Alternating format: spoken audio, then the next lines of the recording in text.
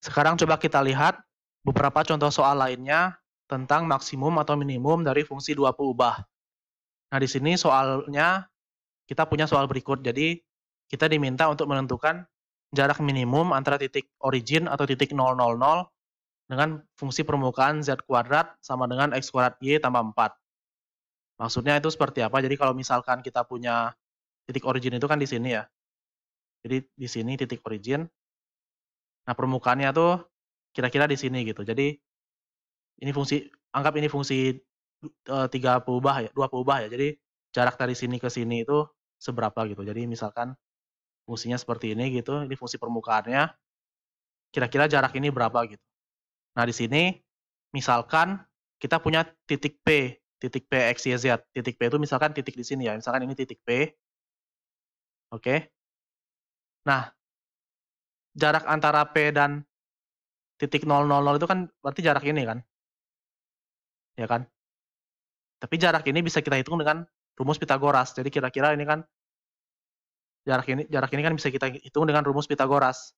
Kalau misalkan dia 0,0,0, artinya jarak dari 0,0,0 ke X, Y, Z adalah, rumus Pitagorasnya adalah akar dari X kuadrat tambah Y kuadrat ditambah Z kuadrat, ya kan?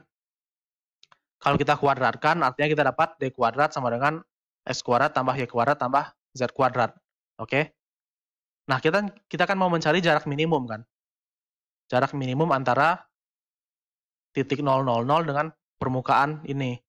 Artinya, ini kan fungsi jaraknya ini, artinya kita mau fungsi D ini paling kecil. Kalau D mau paling kecil, artinya kita cari, kalau kita mau D-nya paling kecil, itu sama aja dengan kita mencari D kuadratnya paling kecil, atau D kuadrat minimal. Kalau D kuadratnya minimal, otomatis D-nya minimal.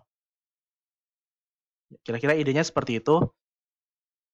Nah, di sini, kalau kita perhatikan, titik P ini kan ada pada permukaan.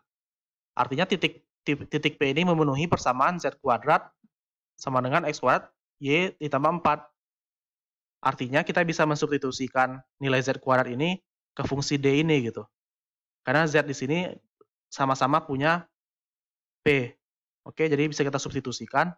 Artinya, kalau kita substitusikan Z kuadratnya menjadi X kuadrat Y tambah 4, kita dapat fungsi D kuadrat itu menjadi X kuadrat tambah Y kuadrat ditambah X kuadrat Y tambah 4. Dia jadi fungsi dua peubah. Nah, fungsi D kuadrat ini kita namakan fxy. Oke, jadi kita dapat fungsi dua peubah fxy. Nah, sekarang ya kita cari nilai minimum, kita cari xy berapa yang menyebabkan fungsi f ini menjadi minimum. Jadi x-nya berapa, y-nya berapa. Artinya kita mau cari titik kritisnya kan. Nah, kalau mencari titik kritis, ingat kemungkinannya ada 3. Pertama di titik batas atau enggak gitu. Pertama di titik batas, tapi di sini nggak mungkin karena fungsinya kan polinom seperti ini. Artinya domainnya itu R2. Artinya domain dari fungsi f ini tidak memiliki batas. Artinya titik kritisnya tidak mungkin merupakan titik batas karena titik batasnya nggak ada gitu. Nah, berikutnya perhatikan juga kan fungsi ini terdiferensialkan. Kenapa? Dia terdiferensialkan dimanapun, karena kalau kita hitung turunan parsialnya, kita punya fx-nya 2x tambah 2xy, dan turunan parsial terhadap y-nya adalah, atau fy-nya sama dengan 2y tambah x kuadrat. Ini keduanya fungsi kontinu. Jadi fungsi f ini terdiferensialkan dimanapun. Artinya titik kritisnya tidak ada. Titik singularnya tidak ada. Karena titik singularnya tidak ada, artinya titik kritisnya tidak mungkin merupakan titik singular. Artinya kemungkinan satu-satunya titik kritis pada f pasti titik stasioner. Atau dengan kata lain titik xy di mana del f vektor gradiennya itu sama dengan vektor 0. Oke, artinya kita mau fx-nya 0, fy-nya 0. Nah, di sini kalau kita setting fy-nya 0, kita dapat di sini ini fy-nya ini, kita dapat ini tinggal pindah ruas, artinya kita dapat y itu adalah min setengah x kuadrat. Itu dari fy sama dengan 0. Kalau fx sama dengan 0, kita dapat ini, tapi sekarang karena y-nya itu min setengah x kuadrat, bisa kita substitusikan. Jadinya ini jadi 2x ditambah 2x dikali min setengah x kuadrat sama dengan 0. Karena ini sama dengan 0 karena disetting sama dengan 0 ya. Nah, kalau kita hitung ini kan jadinya duanya saling mencoret kan. Jadi kita dapat 2x dikurang x pangkat 3 sama dengan 0. Ini artinya sama dengan x dikali 2 min x kuadrat sama dengan 0. Artinya ada 3 kemungkinan x di sini. Pertama x-nya 0, kedua x-nya 0 itu dari sini ya. X0 dari sini. Berikutnya x akar 2 dan min akar 2 itu dari 2 min x kuadrat sama dengan 0. Oke. Jadi kita dapat x-nya ada 3 kemungkinan. Nah, cari y-nya. Nah, x ini kan kita mau cari y. Y-nya kan persamaannya seperti ini kan, untuk yang turunan parsialnya 0. Artinya kalau kita masukkan x-nya 0 ke persamaan 1 ini, kita dapat y-nya 0. Kalau kita masukkan x-nya plus akar 2, kan atau minus akar 2 juga sama, kan di sini jadinya dikuadratin kan. Jadi kuadrat dari ini kan jadinya 2 dikalikan min setengah. Pasti jadinya y-nya min 1. Artinya titik kritisnya adalah 0,0 dari yang ini. Terus di sini ada dua kemungkinan di sini, yaitu akar 2 min 1 dan min akar 2 min 1. Oke. Nah, ini titik kritisnya. Nah, sekarang kita mau tentukan F00, F2 akar 2 min 1 dan F akar 2 min akar 2 min 1 ya. Ini negatif, ini negatifnya harusnya. Jadi ini min akar 2 min 1. F dari min akar 2 min 1. Kita menentukan dia maksimum atau minimum. Dan nanti kita tertarik hanya pada nilai minimumnya gitu. Karena kan kita mau cari jarak minimum tadinya kan. Nah, di sini cara menentukan dia maksimum atau minimum ya dengan uji turunan parsial kedua. Artinya kita hitung turunan parsialnya. Kita tadi punya turunan fx dan fy-nya. Sekarang kalau kita hitung turunan parsialnya, kita dapat seperti ini gitu. Ini turunan parsialnya. Bisa kalian hitung sendiri kenapa jadi seperti ini. Terus kita hitung fungsi d. Ingat, D itu adalah fxx kali fyy dikurang fxy kuadrat. Jadi setelah kita cari turunan parsial kedua, kita bentuk fungsi D. Nah, kalau dihitung kira-kira hasilnya akan dapat seperti ini gitu. Jadi ini hasil akhirnya. Terus baru kita uji. Jadi ada 3 titik kritis kan yang kita uji. Jadi yang pertama, di 2 titik kritis ini ternyata kita dapat kalau dihitung D-nya adalah negatif. Jadi fungsi D ini jadinya negatif. Ini udah 2 titik kritis ya. Artinya kalau dia negatif, kedua titik ini bukanlah nilai ekstrim atau titik saddle. Oke, karena dia negatif, karena D-nya negatif. Nah, terus kalau kita hitung pada titik 00 di titik kritis lainnya, ternyata D-nya 4, dia positif. Artinya ujinya masih bisa kita lakukan. Tapi di sini perhatikan juga fxx-nya ternyata positif juga. Kalau fxx-nya positif dan D-nya positif, ingat ini artinya nilai F-nya itu adalah nilai minimum. Tapi karena hanya ada 1, makanya dia jadi minimum global. Nah, di sini F00 itu sama dengan 4, karena ya kita masukkan aja ke fungsi awalnya, ke fungsi sini. Kalau masukkan 00 kan jadinya ini habis semua. Ini kan habis semua jadinya kalau kita masukkan 00. Tinggal sisanya 4. Makanya F00 sama dengan 4. Dan kita sudah kita uji kalau F00 adalah nilai minimum. Tapi tadi ingat fxy itu adalah fungsi D kuadrat. Artinya F00-nya 4 itu adalah artinya D kuadrat. Artinya 4 ini jarak minimum. Jarak minimum antara titik 000 dengan permukaan Z kuadrat sama dengan X kuadrat Y tambah 4. Jarak minimum dikuadratkan. Artinya kalau jarak kuadratnya minimum adalah 4, artinya jarak minimumnya adalah 2. Harusnya ada min 2, bisa min 2 juga kan, tapi nggak mungkin karena jarak tidak mungkin negatif. Jadi jarak minimumnya adalah 2 gitu. Oke, jadi di sini pertanyaannya tadi, tentukan jarak minimum antara titik origin dan permukaan ini, ya jawabannya adalah 2 gitu. Oke, jadi jarak minimumnya 2. Nah, itu soal pertama.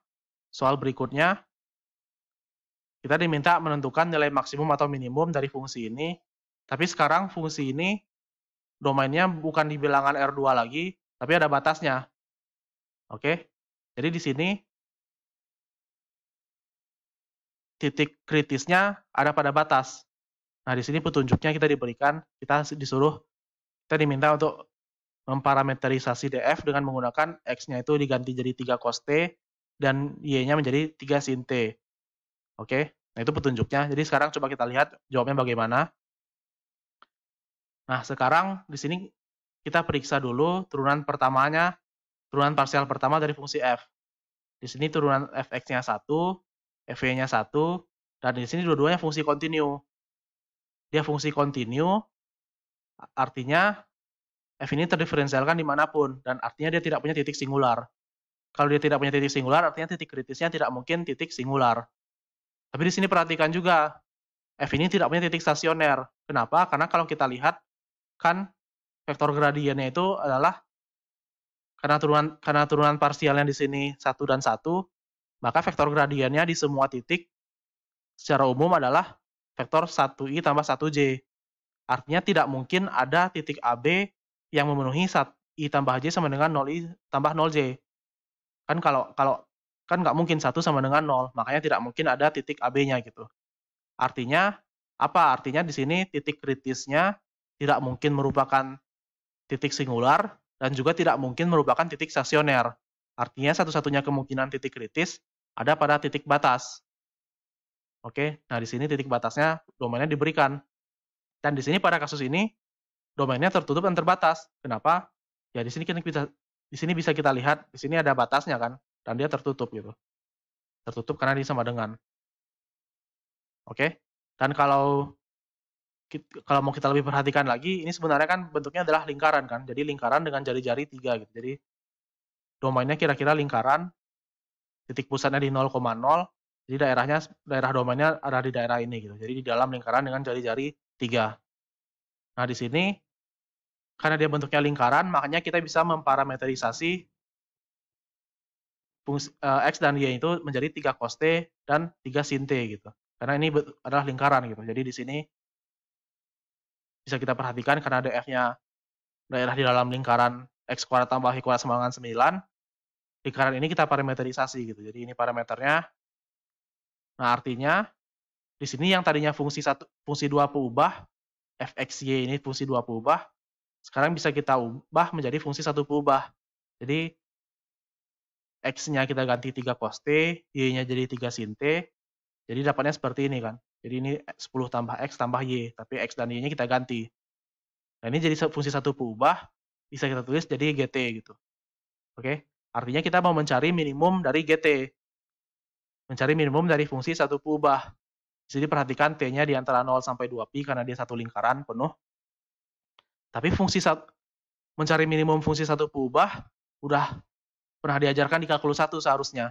Jadi mencari titik kritisnya dari sini adalah, ya kita tuh sebenarnya mirip dengan fungsi 2 peubah, jadi titik kritisnya adalah titik di mana turunannya 0. Nah, ini kita turunkan, turunan dari sini adalah ini habis, 10-nya habis, turunan 3 cos t jadi min 3 sin t. Turunan 3 sin t menjadi 3 cos t, dia sama dengan 0. Artinya di titik mana G aksen ini sama dengan 0, itu di titik di mana cos t sama dengan sin t. Artinya T-nya berapa aja, karena T-nya dibatasi 0 sampai 2pi, artinya T-nya pasti pi per 4 atau 5pi per 4 radian. Artinya di sini kita lihat pi per 4 dan 5pi per 4 ini adalah titik kritis, artinya G pi per 4 dan G 5pi per 4 ini adalah nilai ekstrim. Nah, kita akan diminta mencari nilai maksimum atau minimumnya kan. Jadi di sini kita periksa G pi per 4 ini dan G 5pi per 4 ini nilai maksimum atau minimum gitu. Nah, tapi di sini kan masih satu peubah, jadi materi di kalkulus 1 teori di kalkulus 1 bisa kita gunakan. Nah, di sini bisa kita hitung G pi per 4-nya dapat segini dan G 5pi per 4-nya dapat segini. Oke. Nah, tapi di sini sebenarnya nggak perlu kita periksa lagi karena di sini nilai ekstrimnya hanya ada pada 2 titik ini gitu. Sementara kita ingat nilai ekstrim itu pasti maksimum atau minimum. Artinya tinggal kita periksa mana yang lebih besar gitu. Dan di sini kan tandanya plus, di sini tandanya minus. Jadi pasti ini jadi nilai maksimum dan G pi per 4 pasti jadi nilai maksimum dan G 5pi per 4 menjadi nilai minimum. Itu karena di sini nilai ekstrimnya cuma ada 2 gitu. Jadi kita nggak perlu, kita bisa langsung membandingkan, karena nilai ekstrim ini pasti artinya maksimum atau minimum. Karena dia maksimum atau minimum, bisa kita periksa, tinggal kita bandingkan mana yang besar jadi maksimum, yang kecil jadi minimum. Oke, jadi untuk soal kedua seperti itu caranya, sudah selesai. Nah, yang terakhir, kita punya soal seperti ini. Jadi di sini kita punya kotak tanpa tutup. Kira-kira bentuknya seperti ini ya. Jadi ini kotak tanpa tutup. Jadi tutupnya di sini nggak ada. Nah, ini kita masukin air misalkan. Volumenya 4 liter. Jadi kotak ini volumenya 4 liter. Nah, kita mau tentukan ukuran kotak agar luasnya paling hemat atau luasnya paling kecil. Jadi luas permukaan ini paling kecil, tapi volumenya tetap 4 liter gitu. Oke. Nah, di sini caranya gimana? Nah, di sini misalkan ukuran kotak itu XYZ ya. Desimeter, ya liter itu kan desimeter kubik gitu. Oke. Jadi misalkan ukurannya XYZ, jadi panjangnya X, lebarnya Y, tingginya Z, artinya volume kotak kan XYZ, ya kan? Tapi volume kotak itu selalu sama dengan 4. Makanya kita dapat XYZ sama dengan 4. Atau dengan kata lain, Z itu adalah 4 dibagi XY. Oke, di mana X-nya positif dan Y-nya positif. Karena nggak mungkin ada panjang yang negatif atau 0. Oke. Ini kita dapat dari melihat karena volumenya 4. Nah, sekarang kita mau hitung luas permukaan. Luas kotak, luas permukaan kotak. Artinya di sini kan ada 5 sisi ya. Jadi ada sisi yang ini. Jadi ada sisi yang ini.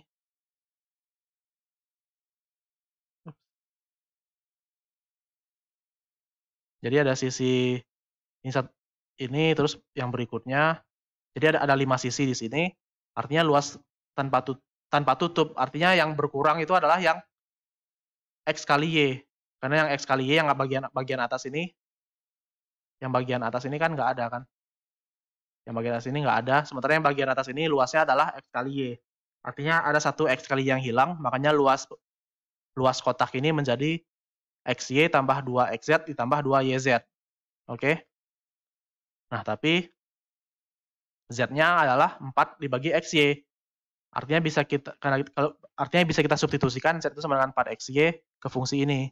Artinya tadinya fungsi 3 berubah menjadi fungsi 2 berubah. Karena Z-nya itu 4XY kan. Jadi kita dapat L ini berubah menjadi seperti ini.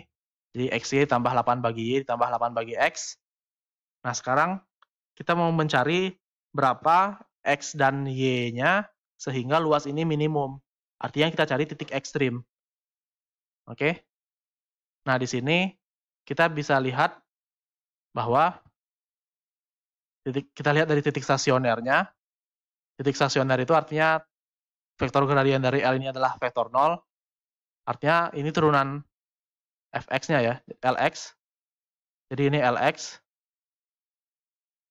Jadi kita cari Lx-nya.